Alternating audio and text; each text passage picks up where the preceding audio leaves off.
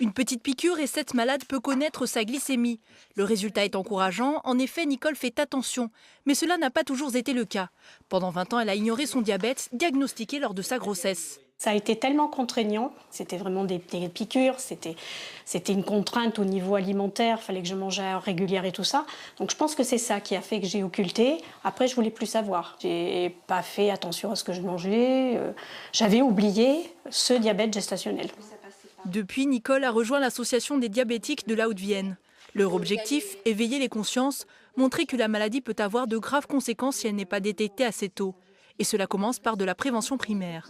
Nous estimons, nous, patients diabétiques, qu'on ne reçoit pas assez d'informations sur le sucre ou les graisses contenues dans les aliments. C'est pour ça que l'association, depuis déjà 2 ans, fait beaucoup de prévention et d'actes de prévention. On intervient dans les lycées, on intervient sur des courses pour que les gens soient mieux informés sur ce qu'ils mangent.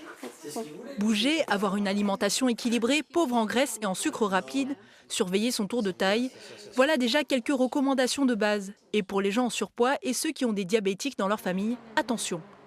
La prévention, c'est aussi essayer de dépister le diabète chez les sujets qui sont à risque. Car le diabète de type 2, c'est une maladie silencieuse, c'est une maladie qui ne parle pas, comme le diabète de type 1, qui est un diabète franc, qui va se développer par une soif anormale, un amaigrissement.